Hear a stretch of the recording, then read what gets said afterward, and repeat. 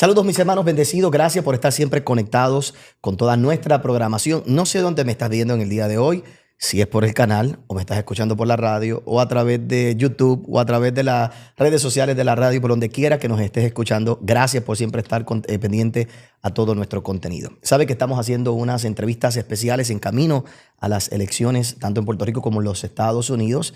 Y hoy tengo una dama que está en la Cámara de Representantes y que nos va a contar un poco de su experiencia, de todo lo que ha estado haciendo allí y que estoy seguro que va a bendecir tu vida. Algunas personas todavía quizás no la conocen tanto como creo que la deberían conocer y por eso es que hacemos estos podcasts. Recuerda que en particular esta grabación tiene dos propósitos. Número uno, darle espacio a personas que en otro lugar quizás no le dan el espacio.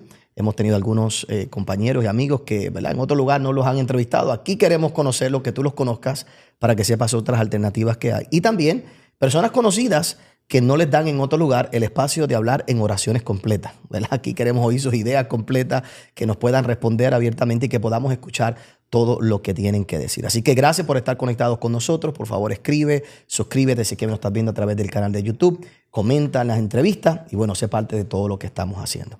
Como mencioné, aquí nos acompaña hoy una dama que es parte de la Cámara de Representantes en su primer término, ¿verdad? Un solo término lleva. Es el primer término. Ahora está corriendo para el segundo término. Me refiero a la representante y la licenciada Lizzy Burgos. Gracias por estar con nosotros en el día de hoy. Agradecida, pastor. Saludos a esa audiencia que le sigue. Para mí un privilegio estar aquí con usted y con toda la gente que sigue este canal.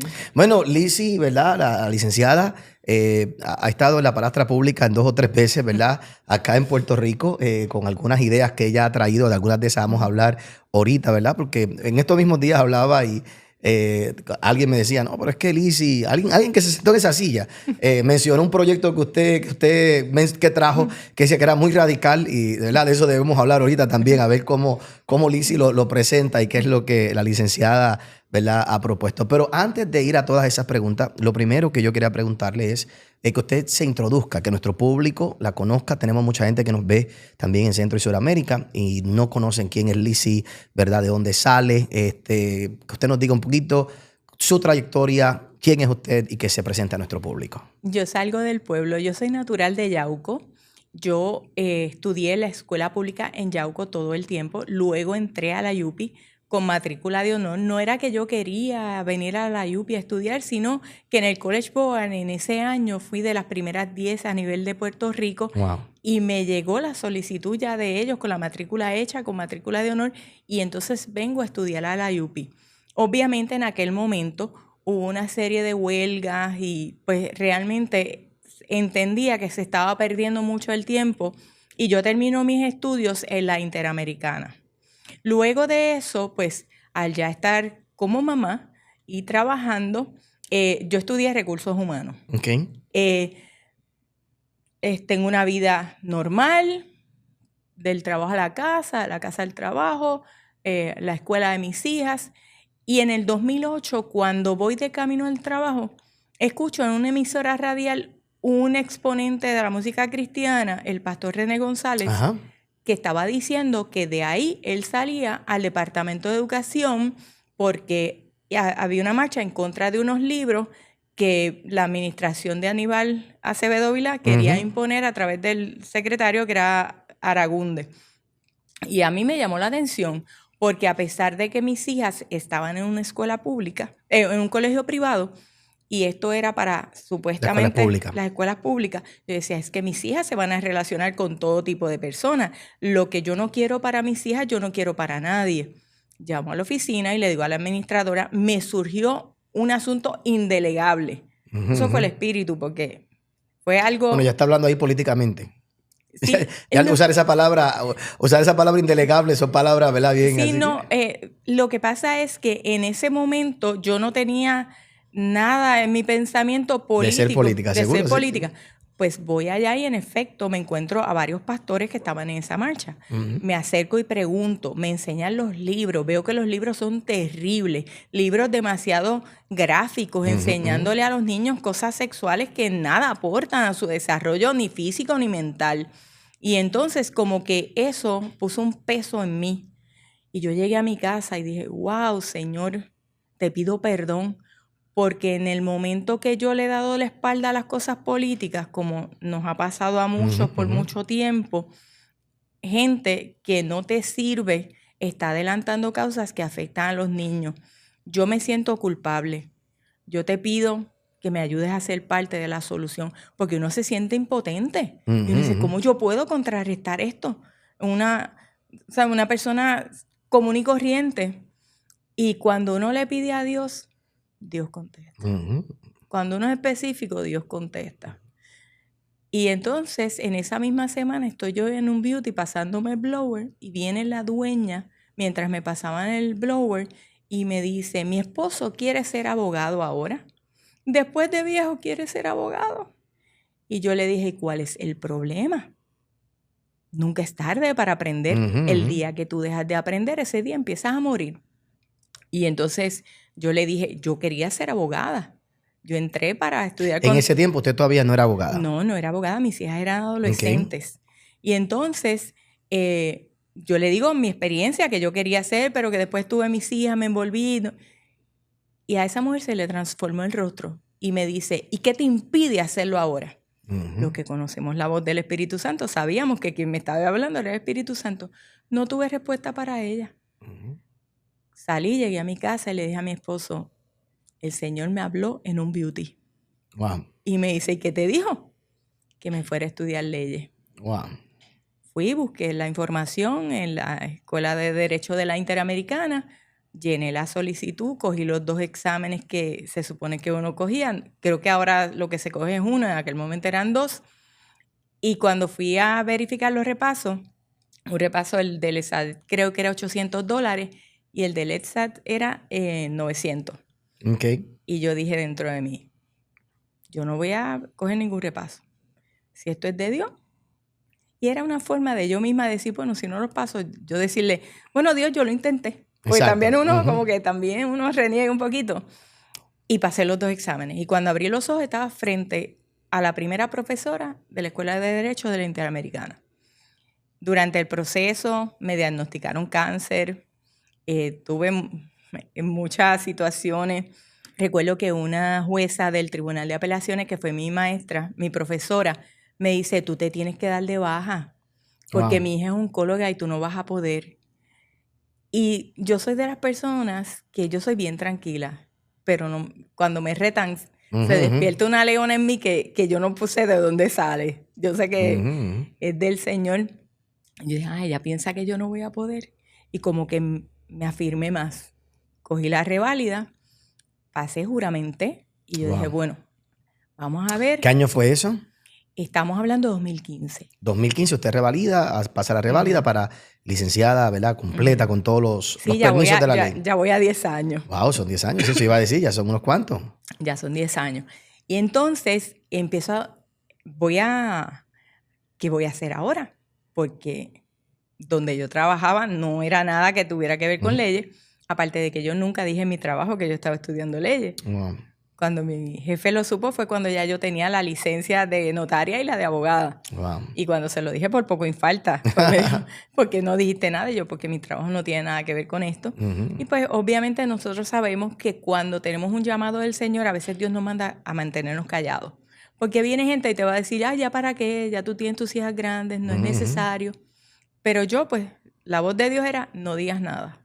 En el momento que salgo, el Señor no me permite unirme a ningún bufete. Y abrí una oficina sola. La gente me decía, pero ¿cómo tú vas a abrir una oficina sola si no tienes experiencia? Si tienes que tener un coach.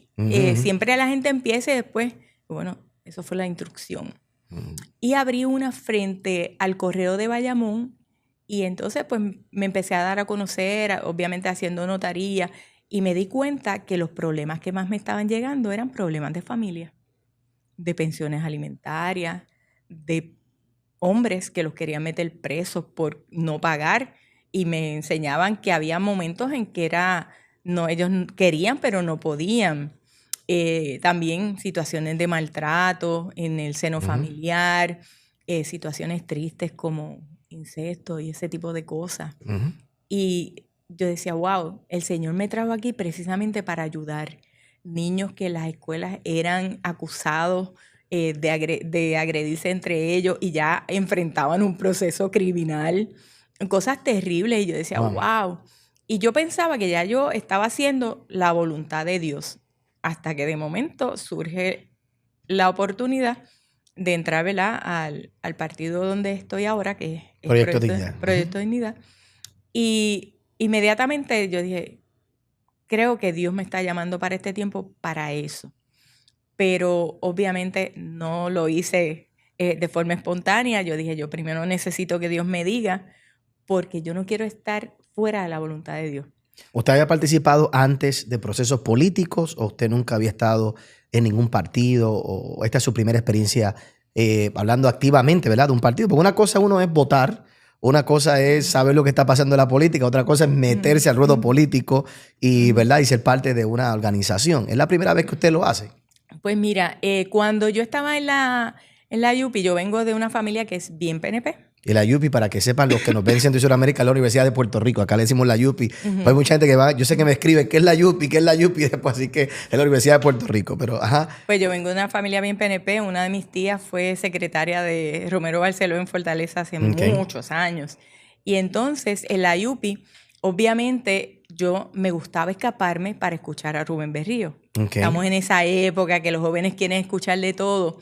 Y nunca me sentí identificada con el Partido Independentista, pero me gustaba escucharlo pues, porque tenía bien buen verbo, cómo él se expresaba. Ustedes saben que ellos lo capacitan para eso.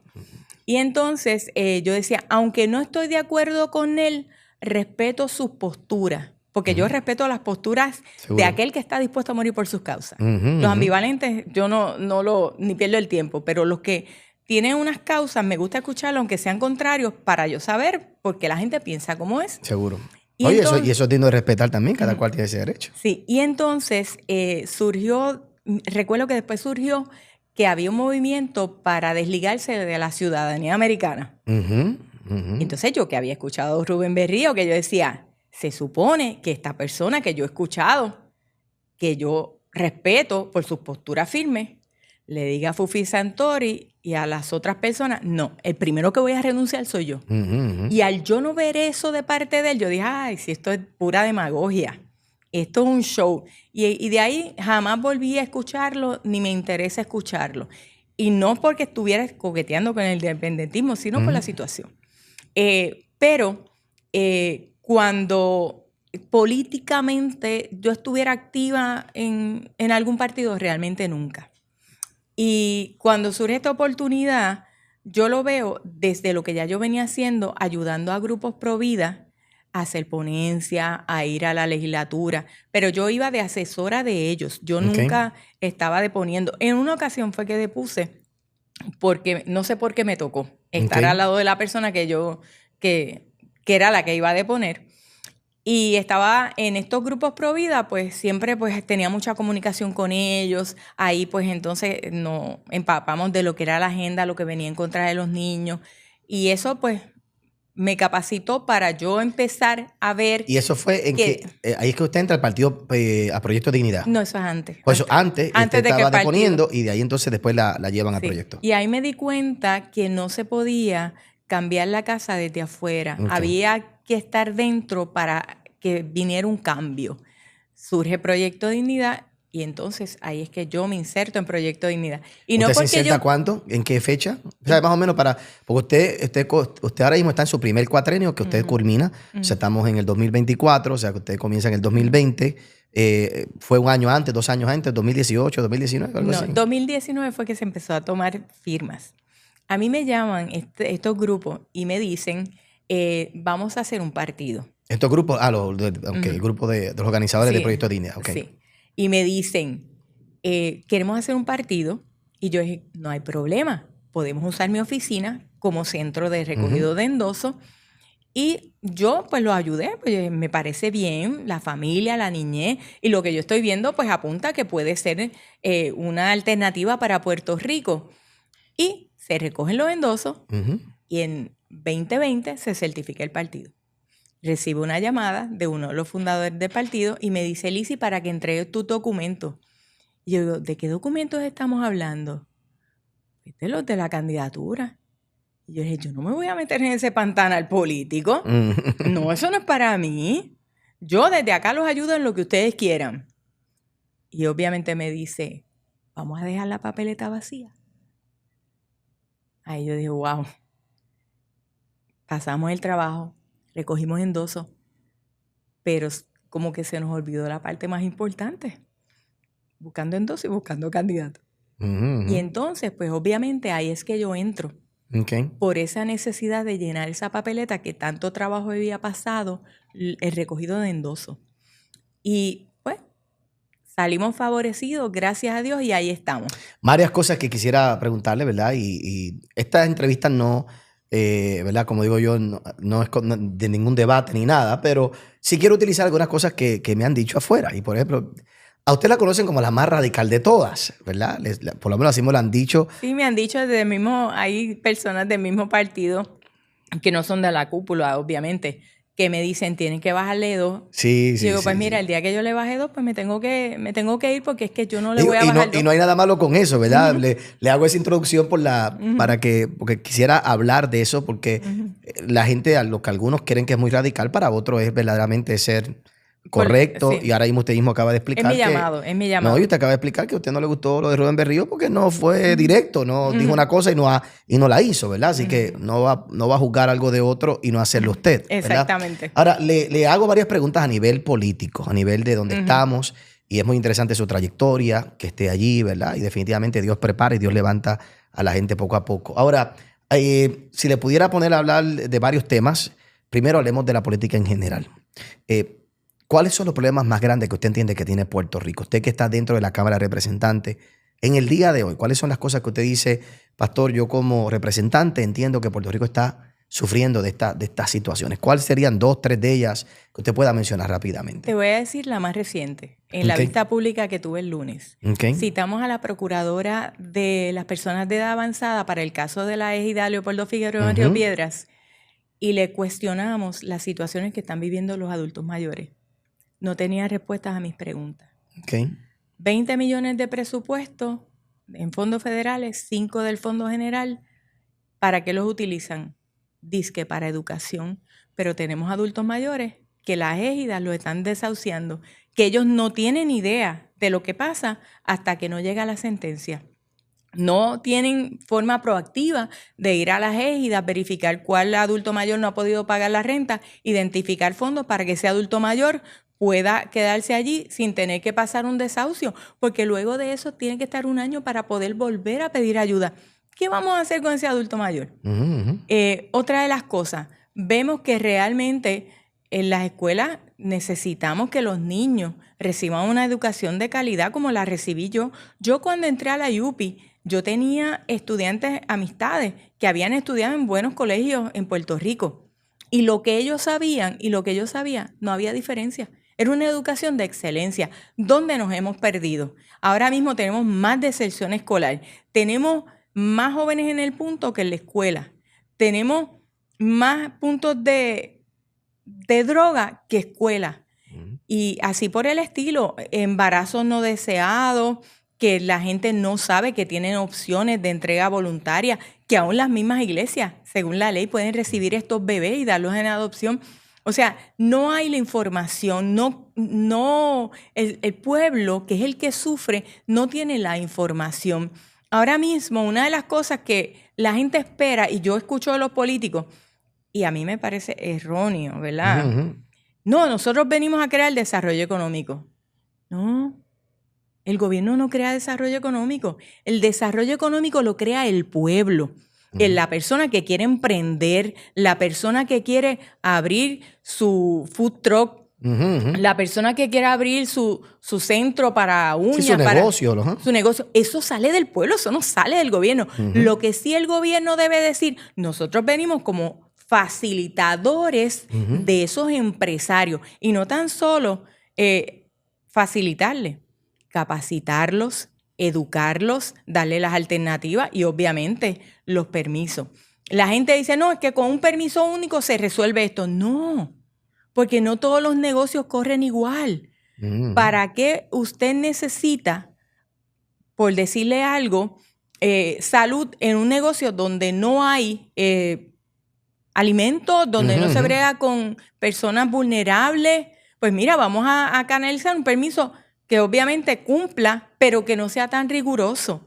Si ya usted tiene bomberos, si ya el ingeniero que hizo el edificio certificó que hay unas zonas que son más seguras que otras, y usted tiene los planos, usted conoce, ¿por qué todos los años tiene que venir bomberos a certificar? Usted tiene que cumplir, como cumplía yo, de que todos los años me certifiquen los extintores. Y ya yo estoy cumpliendo.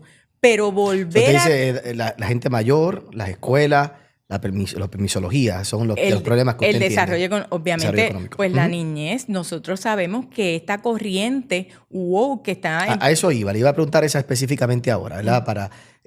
Proyecto Dignidad es conocido en Puerto Rico, porque parte de sus consignas principales es la batalla, podemos decir cultural, la batalla contra ciertas ideologías, las ideologías de género, ¿verdad? Y todo este tipo de perspectivas. ¿Cuán peligroso, representante, es esta ideología en nuestro país? Realmente eso es algo de lo que los papás tienen que estar pendientes. Es algo que para algunos, pues estos son inventos, para algunos es algo...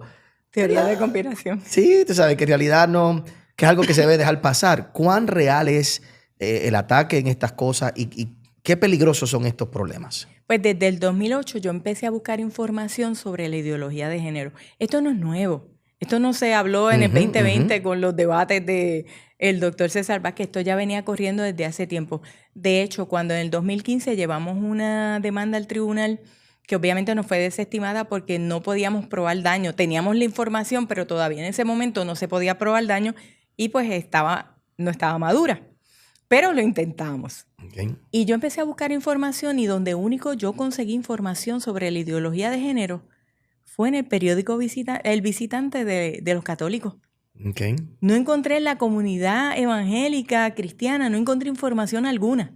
No había conocimiento alguno del tema. Entonces me di cuenta que ya la Iglesia Católica venía desde antes del 2000 diciendo, viene por ahí esto, viene por ahí esto. ¿Y qué es lo que implica? Esto lo que implica es que en la escuela se le roba la identidad al niño. Eso es lo que promulga la ideología de género, es el robo de identidad y la hipersexualización. ¿Por qué? Porque aquí hay unos sectores que se benefician. ¿Quiénes se benefician? Los papás, los niños, el gobierno. No, se benefician grandes empresas. Y te explico. Si yo te robo la identidad y te hipersexualizo, ¿qué es lo que va a provocar? Que niñas queden embarazadas antes de tiempo. Porque están probando, están en un desarrollo y están probando conductas que todavía no están preparadas emocionalmente para asumir los riesgos. Emocional ni física. ¿Quién gana con esto? La industria abortista de Puerto Rico. Por eso es que usted ve que el ataque que surge hacia Proyecto Dignidad viene precisamente de los abortistas, porque le estamos cerrando la puerta a su negocio. Porque una persona que tenga 30, 35 años que adviene en un embarazo, lo va a tener. Pero una nena de 12 o una nena de 13 se va a asustar. Y como estaba esto, ya podían ir solas o acompañadas de a lo mejor el agresor, el pedófilo, a abortar. Y entonces ese pedófilo que la llevaba a abortar es el mismo que se la lleva para la casa. Y nosotros tenemos testimonios de estos grupos en los que yo he pertenecido, que son a favor de la vida, de personas que antes de los 21 no tuvieron un aborto. 1, 2, 3. O sea, que esto es una puerta giratoria. ¿Quién se beneficia con el aborto? El maltratante, el adúltero que lleva a la persona... El pedófilo, seguro. El pedófilo. O sea, que esta es una industria totalmente machista. Yo no sé por qué las feministas defienden tanto esta industria. Que es una queja que hemos dado muchos pastores, ¿verdad? Que mucha gente no sabe las leyes, no sabe lo que pasa en el país, cuántas niñas todos los años abortan en Puerto Rico sin el consentimiento de sus papás, que no sabemos quién fue el que las embarazó, que puede ser considerado violación a esa niña, ¿verdad? Por las reglas. Y nadie se entera y demás. Le hago en esa dirección con respecto al aborto, porque sé que es un tema que le apasiona, y son de los temas que han dicho que usted es muy radical, ¿verdad? Y quizás usted me puede explicar un poquito más. Le hago 2 preguntas al mismo tiempo, ¿verdad? El candidato de su partido, ¿verdad? Javier Jiménez, él dice, y yo entiendo su punto porque lo he oído, no estoy aquí para entrar en controversia, simplemente lo que quiero oír su perspectiva. Él dice que no hay que legislar, porque en realidad la interpretación que hay hoy, o sea, que no hay que legislar nada por el aborto, porque lo que hay hoy, y él no es el único que lo dice, hay gente que dice que la determinación que hay dentro del tribunal y del Código Civil establece que el aborto es básicamente ilegal, que lo que no existe es la implementación o, ¿verdad? No sé, las acciones, la ejecución como tal. Y me gustaría escuchar su interpretación con respecto a eso como abogada, como licenciada, usted que está en la Cámara de Representantes, y tengo entendido que usted también presentó unos proyectos y que fue un proyecto bien radical, y ahí es que le llaman bien radical, donde entiendo que había cárcel, ¿verdad?, para un grupo de personas hasta 99 años. Usted me corrige, pero ¿cómo usted contesta esas dos cosas? ¿Hace falta legislar realmente el aborto en Puerto Rico? ¿Hasta cuánto se puede legislar? ¿Cómo usted ve todo ese tema? Qué bueno que me preguntas. La segunda pregunta es bien interesante porque siempre la he querido contestar y nunca se me ha dado la oportunidad. Bueno, pues aquí tiene el corte de los muchachos. Esto es lo que hay que poner rápido ahí para que la gente sepa. Así que... Pues primero, conforme a la decisión de Dobbs versus Jackson del 24 de junio de 2022, el Tribunal Federal estableció que no existe y que nunca ha existido un derecho al aborto. Okay. En Puerto Rico, nuestra Constitución establece en la Carta de Derechos derecho a la vida. Nuestro Código Penal establece en el artículo 98, 99 y 100 que el aborto es ilegal en Puerto Rico. ¿Pero qué pasó? Quedó dormido con la decisión de Roe v. Wade en el 1973, donde se interpretó erróneamente de que sí había un derecho al aborto y entonces en nuestro código queda dormido. Por el caso de Pueblo versus Duarte, se interpretó a la luz de Roe v. Wade. Tan pronto cae Roe, cae Duarte y se levanta el código que está dormido. El aborto es ilegal en Puerto Rico. Y esto no es una interpretación jurídica mía exclusiva. He escuchado al senador Tomás Rivera Schatz expresarse exactamente como... No lo había escuchado, pero muy, muy interesante. Sí, y también Alejandro García Padilla. Sí. Sí, los dos entendieron... Le voy a preguntar a él. Lo que ya yo había dicho. El aborto on demand en Puerto Rico, eso no se justifica. Okay. Lo que se justifica es salvo para la salud de la madre. Con relación a la segunda pregunta. Entonces, basado en eso, antes de ir al proyecto que usted dio, porque quiero que lo toquemos porque alguien me habló de eso en particular, pero entonces... ¿Se tiene que legislar o no se tiene que legislar? Se tiene que poner en ejecución el Código Civil. Se tiene que poner en ejecución el Código Penal. El Código Penal. Que establece que el aborto es ilegal. Y cuando hablamos de poner en ejecución, licenciada, porque estas son las cosas que yo creo que la gente no se educa, no sabe. Llega Javier Jiménez a la gobernación o cualquier gobernador que llegara, ¿cómo el gobernante ejecuta eso? ¿Qué hace? ¿El secretario de Justicia? ¿O cómo es que se pone en vigor eso? Bueno, mi interpretación es que las clínicas de aborto en Puerto Rico operan de forma ilegal. O sea, que habría que cerrarlas y habría que alguien ir a cerrarlas. Esa es mi interpretación. No quiero ponerle responsabilidad al gobernador porque independientemente del que sea, cada cual ejecutará. Pero si hay una ley, alguien tiene que ejecutar. Por eso. Y quien ejecuta debe ser el secretario de Justicia. Por eso. Las clínicas operan conforme al código de forma ilegal. ¿Qué procede? De que cuando surge una persona que tiene un embarazo en alto riesgo o su vida está en peligro por el embarazo, debe acudir, sea una joven, sea menor, sea un adolescente, debe acudir a un hospital para que entonces en el hospital se atienda a esa persona. Okay. ¿Por qué? Porque ahora mismo las clínicas de aborto, el reglamento cambió, pero ellos no van a ejecutar eso, esa es la realidad.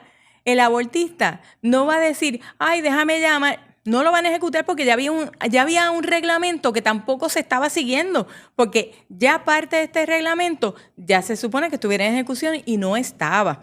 Se añadió el referir. Ellos definitivamente no van a referir porque esto es su negocio. Se supone que estas menores acudan a un hospital donde responsablemente entonces el Departamento de la Familia y las agencias concernientes breguen con esa menor que a lo mejor fue agredida sexualmente. Eso es para mí el orden que debe existir. Uh-huh. Pero vuelvo y les repito, eso es como yo lo he visto, como yo lo interpreto. Obviamente hay gente que difiere de mí, pero yo entiendo que la vida no se negocia, la vida se defiende. Uh-huh. Nosotros tenemos un invierno poblacional absurdo. Llevamos décadas. Entonces, los que están en el vientre los estamos matando. Los que están vivos le estamos robando la identidad y después, tan pronto advienen conocimiento de que hay hormonización y hay mutilación, los estamos mutilando. ¿Qué desarrollo económico vamos a tener de aquí a 1 década, 2 décadas? ¿Qué población vamos a tener en Puerto Rico si los bebecitos puertorriqueños los estamos asesinando? Uh-huh. Y para mí eso es un asesinato en serie en las clínicas de aborto. El proyecto que le llaman a usted radical, explíquemelo en pocas palabras. Porque alguien aquí lo mencionó, ¿verdad? No hablando mal de usted realmente. No. Estábamos hablando de esto mismo, los proyectos de aborto, y le he preguntado a algunos qué opinan, y entonces si se podía negociar, si se puede. Pero mira, ¿qué fue el proyecto y por qué lo llamaron tan radical? Pues mira, el proyecto surgió de que precisamente Victoria Ciudadana radicó uno bien radical. Okay. Que de eso nadie habla. De que al segundo antes de nacer el bebé pudiera ser asesinado. Porque ellos alegan que obligar a una mujer a tener un bebé, eso es tortura. Tortura es esbaratar un bebé en el vientre materno. Eso es una verdadera tortura. Pero eso está registrado, que ellos hicieron un proyecto. Sí, el 1403. Okay. De hecho, ese proyecto se trabajó en vistas públicas. Okay. Y muchos sectores lo favorecieron. O sea, matar al bebé hasta el segundo antes de nacer, eso es una aberración. Pues cuando yo vi que ella radicó ese proyecto, yo lo que hice fue que cogí los articulados del código. Okay. Y entonces dije, ok, si Verdejo lo metieron preso por 99 años, entre las penas que tiene, porque esa se le suma a las otras, por que hubo un bebé que murió, Okay. Vamos a hacerlo en Puerto Rico. O sea, tú te pones radical, yo me pongo radical también. Para que la gente entienda, Verdejo es un boxeador que fue acusado y finalmente encontrado de matar a su pareja que estaba embarazada. Sí. Y se cometió doble homicidio. Sí, y murió porque estaba embarazada, porque si no hubiera estado embarazada, estuviera viva. Esa es la realidad. Y entonces, pues, en respuesta a eso, aprovechar que se derogó Roe v. Wade, corrieron rápido a radicar este proyecto y lo que hicieron fue, yo pues respondí con Obviamente, rápido se interpretó que yo quería meter presa a las mujeres. No. Eso es lo que han dicho. No. A lo mejor se interpretó mal. Yo quería meter preso a la persona que desbarate un bebé dentro del vientre materno, al que la lleva a abortar, porque de las vistas públicas surgió que el 84% de los abortos son obligados. La mujer va por intimidación y violencia. Esa es la realidad, porque la mujer tiene una capacidad dada por Dios de proteger la vida. Pero vienen estos maltratantes, estos adúlteros que engañan a las jóvenes, las embarazan y después ¿cómo van rápido? A las clínicas de aborto. A esas personas era que yo le quería meter mano con esa ley. Obviamente, al ver la malinterpretación, eso no duró ni 2 horas. Rápidamente me pidieron que lo retirara y lo retiré. ¿Y por qué lo retira? Porque, vuelvo y les repito, fue una reacción. Y yo dije, vamos por partes, porque ya yo había radicado mi Heartbeat. Okay. Vamos a que corra mi Heartbeat, que de eso nadie habló. Cuando habla Heartbeat, el Heartbeat Law. Un proyecto de Heartbeat Law, que es el famoso... Que nadie habla de eso. ¿A que usted no sabía que yo radiqué un Heartbeat Law en Puerto Rico? No sabía que usted lo había radicado. Conozco el Heartbeat Law porque es parte del código de Texas y de otros lugares. Gracias. Pues qué bueno que tengo este espacio para hablar. Pues yo dije, bueno, reaccioné, lo quité porque me pidieron que lo retirara y fue porque me lo pidieron. Y yo dije, pues mira, no voy a entrar en controversia, lo puedo retirar y no hay problema. Pero yo lo hubiera dejado que corriera el trámite. A lo mejor se hubieran modificado. Pero yo dije, mira, no voy a... Pero en octubre del 2021, octubre-noviembre del 2021, había una controversia en el Tribunal Supremo de los Estados Unidos con el Heartbeat Law de Texas. Okay. Porque Texas se atrevió a retar Roe v. Wade y hizo un proyecto para las 6 semanas. Usted sabe que la mujer adviene en conocimiento de su embarazo. Estoy consciente, ajá. Luego de que ya el bebé está, ese latido está. O sea, que era bien restrictivo.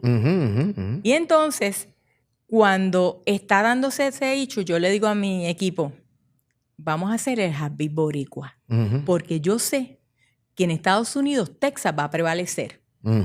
Y radicamos el Heartbeat.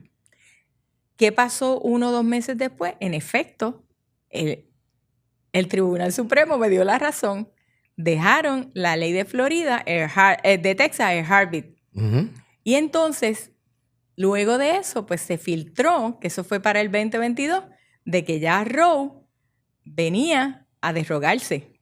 Digo, si Roe se revoca, pues obviamente ya aquí el Código Penal dice que es ilegal y ni siquiera se sostiene el Heartbeat. Sino, vámonos a que es ilegal, desde cero. Y esa ha sido mi postura y pues la he repetido. Hay gente que obviamente pues no le gusta o no le conviene, pero esa es mi postura y no la voy a cambiar porque es la postura que yo como cristiana me identifica. Nadie da la vida sino Dios y el único que la puede quitar es el Señor. Y le puedo decir una experiencia personal mía. Yo tengo 4 hijas. El cuarto embarazo mío... 4 hijas usted? Yo tengo 4 hijas también. Sí, pero el cuarto, esa cuarta, que también era nena, a los 6 meses yo tuve un síndrome nefrótico. Wow. Y me tuvieron que llevar de emergencia a centro médico. Que a pesar de que yo no era paciente de centro médico, tuve problemas para entrar porque me decían que usted no es paciente de aquí. Pero el médico privado le dijo, mira, es que tienen que atenderla porque tiene un síndrome nefrótico, tiene 5 meses de embarazo y está en peligro. Y entonces estuve 1 mes allí donde trataron de retener al bebé para que estuviera más desarrollado y poderlo sacar. Pero al yo estar tan hinchada, tuvieron que hacerme una cesárea de emergencia. Cuando yo llegué, me dijeron, las primeras palabras es, o salvamos a la bebé o salvamos a la madre. Yo dije, pues, ¿sabe qué? Yo tengo 3 hijas, pero aquí o nos salvamos las 2 o nos vamos las 2. Pero esta bebé no la voy a echar al zafacón. Pues estuve 1 mes. Después de eso, ya tenía como 6 meses. La bebé nació y a las 3 horas murió por unos problemas respiratorios. Yo estuve 6 meses deprimida. Yo llegué a pesar 117 libras, con 5'8" de estatura. Usted sabe, un cadáver ambulante. Wow. ¿Qué le quiero decir con eso? Que la decisión de la vida la tomó el Señor. Yo me deprimí, pero a la hora de la verdad dije, bueno, Dios sabía por qué. Pero vivo tan tranquila de saber que yo no tomé esa decisión, que yo me imagino que hubiera estado angustiada, yo pensando, ay, y si lo hubiera dejado vivir, y si hubiera dado oportunidad. No, yo le di la oportunidad a Dios. Porque sea que vivamos o sea que muramos, somos del Señor. Y cuando tú vives los postulados que tú dices defender, los defiendes siempre. Y si esto es ser radical, pues mi gente, soy radical. Ese es Lizy Burgos. Bueno, muy interesante. Podemos seguir aquí hablando un montón. Para que usted sepa, yo tuve una experiencia similar. A mí nos pusieron a mi esposa y a mí contra la espada y la pared, una historia larga, en un momento dado con el 3er embarazo de mi esposa. Y nos dijeron que teníamos que escoger y que nos mandaron literalmente a la clínica para que abortáramos. Así que tuvimos que escoger, otro testimonio, es una gloria al Señor, no lo tuvimos, que decidimos no hacerlo. Tuvimos la misma lucha, vivimos la misma lucha y la bebé nació y la bebé está viva y está sana, es la que tiene 15 años en el día de hoy, pero también en un momento dado nos pusieron en esa lucha, en esa batalla. Fue un momento bien conflictivo, mi esposa y yo, porque yo les decía, yo tengo que decir que yo cedí, yo le decía, no, la vida tuya es la más importante, la vida. Y ella, mi esposa, se paró firme y nos decía, no, esto es la vida de las dos, pero en realidad ella decía, no, la vida de la bebé. Y al último, después de ese momento así, estamos ahí en la histeria, ¿verdad? De lo que estaba pasando, porque era el momento crítico. Pues entonces nosotros los dos dijimos, bueno, pero ¿qué estamos escogiendo? ¿La vida de uno o de la otra? Vamos a escoger la vida de los dos, vamos a creerle a Dios. Y así que es otro testimonio, ¿verdad? Para otro día. Licenciada, representante, gracias por estar con nosotros. Gracias. No le quiero tomar mucho más tiempo, vamos a estar aquí hablando de tantas otras cosas y definitivamente vamos a tener que entrevistarla para que podamos oír, ¿verdad? Otras cosas más que ustedes están haciendo. Es que nos quedaron en el tintero. Se quedaron un montón. Sí, la de los niños en los espectáculos obscenos, que fui altamente criticada por simple y sencillamente definitivamente proteger a nuestros niños Sí, sí, de sí. estas exposiciones obscenas que se están dando ya hasta en la calle. Sí, Y sí, es- sí. No, y pero- es lamentable eso que estamos viviendo, pero gracias por estar ahí, gracias por estar dando la Gracias. lucha, gracias por estar dando la batalla. ¿Dónde la gente se puede comunicar con usted? Bueno, obviamente, como representante pueden llamar a la Cámara de Representantes 721-6040, extensión 2600. Estamos trabajando, estamos todavía en vistas públicas, estamos atendiendo el asunto de los adultos mayores, las personas con discapacidad desde la comisión, que de esto hay muchos casos, definitivamente. En las redes me consiguen por Lizy Burgos PR, todo corrido, LISIE Burgos PR. Ahí estoy en todas las plataformas y allí me escriben, allí por inbox me envían mensajes, atiendo muchas situaciones allí, también por allí trato de contestarlas todas. Y la gente para votar por usted, votan por acumulación, ya sea que voten directamente por toda la nominación del partido, ¿verdad? Sí. Proyecto de Dignidad, Sí. usted acumula o también pueden marcar por usted aquel que Sí. quiera cruzar, como decimos en línea. Están las tres opciones, que es el voto íntegro, Ujú. está el voto por candidatura, que no se marca nada arriba, ningún partido, y se cruzan las líneas, y ahí estoy yo en la línea de representantes por acumulación. En esa línea estoy solita porque no tenemos más representantes por acumulación en Proyecto de Dignidad. Y también está el voto por mixto, que usted marca la preferencia de su partido y cruza y pone la X al lado de, perdón, de Lizy Burgos. Y si entiende que lo he representado bien, espero su voto de confianza. Y eso lo hace en todo Puerto Rico, porque usted acumula en toda la isla, para aclarar, porque ¿verdad? Eso es otra cosa que hay que En todo entender Puerto también. Rico. Ella es por acumulación, así que ella acumula en todo Puerto Rico. Por lo tanto, ¿verdad? No es tan solo el sector de aquí, el área metropolitana. Aquellos que nos oyen y nos ven en el área oeste y en el área este de la isla, pues sabe que también puede contar ahí con la representante Lizy Burgos. Gracias por haber estado con nosotros. Agradecida. Esperamos que se repita. Vamos a, ¿verdad?, a seguir orándole al Señor que se mantenga usted allí. Realmente sabemos la lucha que da, la batalla que da y que no es fácil realmente el trabajo que hacen. Así que le felicito, le bendigo y hacia adelante. Gracias, agradecida.